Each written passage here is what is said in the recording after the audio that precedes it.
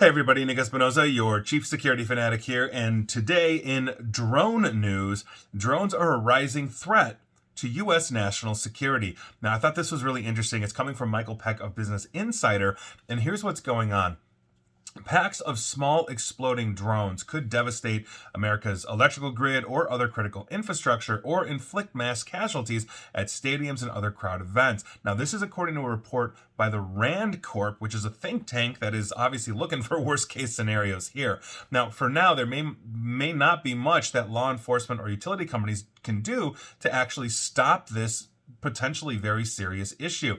And in the past, we had talked about drones having the longevity to possibly fly from, let's say, bases across the Atlantic and hit the eastern seaboard as well, essentially meaning that the humans that would be controlling them are not in the country, making it even harder, especially if there's attack on an eastern seaboard. Now, according to the study by RAND's Homeland Security Operational Analysis Center, they basically conduct research for the Department of Homeland Security, and I quote, "Vulnerabilities and consequences will likely be challenging to mitigate for Homeland Security. Example, law enforcement officers, first responders, planners, and workers in critical infrastructure sectors, because fielding detection systems and countermeasures across a range of potential targets could be extremely costly." Now, on top of that, if you think about it, there's a lot of private drone owners out there that essentially have drones, and how is it going to can possibly confused with an attack, or maybe an attacker looks like just some random person flying a drone when they're going to fly the drone into something and it's packed with explosives.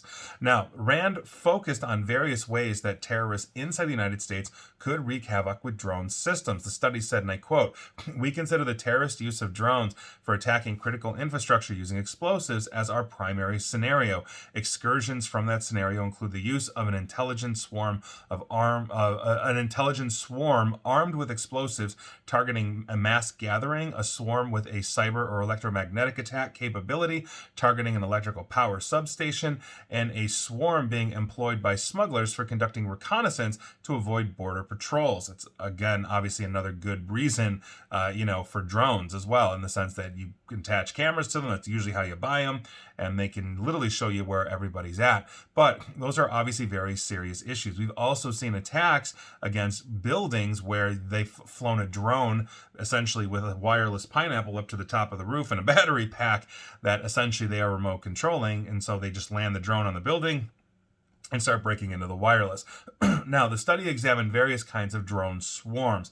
And if you've ever seen the videos coming out of, I think it's Dubai, they have armies, like literal fleets of drones where they can make them do like just really cool things in the air, like a galloping horse in the air at night. It's pretty cool stuff, but obviously any kind of technology can be weaponized. Now, current technology allows unmanned aircraft to be employed in what RAND terms, quote, "surrogate swarm technology," end quote, in which formations are only loosely coordinated. So this might be multiple drones, one with each controlled by a different operator, acting in rough conjunction, or a single operator might try and control multiple drones or a bunch of UAVs, unmanned aerial vehicles, that can be programmed to follow a lead drone as well. And so this is obviously a huge issue, because drones are commercially available. We've had other issues with drones, such as DJI being a Chinese company, and they're no longer allowed to be flown around military bases because that data was caught getting sent back to China, all those kinds of things. But this is something that is a huge issue. And do you regulate, the control of that? And if so, how do you really prepare for something along those lines? And when you're talking about, let's say, an NFL game or a baseball game or something like that at a professional level, you're talking about tens of thousands of people in an audience that essentially would be captive. You can't outrun a drone. These things are incredibly fast when they get moving, and if they're packed with explosives, there's no reason why you couldn't blanket an entire stadium with 300-400 of these things and then take everybody out. So I think this is going to be a huge issue. I'm not saying stay home, who knows? We might have a drone attack tomorrow. It may never happen, but the point is that we have to think about these things and we have to act accordingly. That said, creating laws for the lowest common denominator or the worst common denominator may not be the best thing that we can do. And so I think this also needs debate, but we'll see where this goes. And if you're a drone fan and fly drones, I'd love to get your thoughts on this. I don't have one, to be perfectly honest with you, but I do find the technology interesting. And please like, share, follow me here on Facebook and Twitter at NickAESP. And please feel free to subscribe to me at YouTube as well. And as always, stay safe, stay online, and please attempt to stay private. Thanks, everybody.